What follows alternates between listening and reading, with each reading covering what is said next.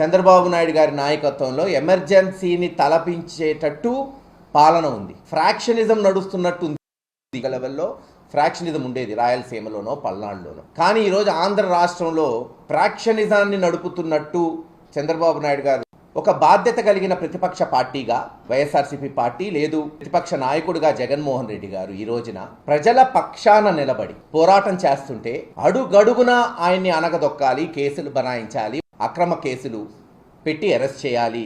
జగన్మోహన్ రెడ్డి గారికి ఇవ్వాల్సిన security Z+ category ఏదైతే ఆయనకుందో, రోప్ పార్టీ, పెట్రోల్ కార్లు అన్నీ తీసేశారు. తీసేయటం వల్లే కదా తొక్కిసలాట జరిగింది. నెట్టుకున్నారు, తోసుకున్నారు. దురదృష్టకరం, సింగమయ్య గారు చనిపోయారు. యాక్సిడెంట్ జరిగితే కారులో ఉన్న జగన్మోహన్ రెడ్డి గారు ఏం చేస్తారు, వేరే నాయకులు ఏం చేస్తారు? రేపు బస్సు యాక్సిడెంట్ అయితే బస్సులో ఉన్న వాళ్ళందరి మీద కేసు పెడతారా? లేదు, రేపు ఇంకో మీటింగ్ పెడతారు చంద్రబాబు నాయుడు గారు, లోకేష్ గారు, అనేక మంది ఆ మీటింగ్కి వస్తారు, పోతారు. ఎక్కడన్నా యాక్సిడెంట్ అయితే చంద్రబాబు నాయుడు గారు, లోకేష్ గారి మీద కేసు పెడతారా? గతంలో ఇలా జరిగిందా?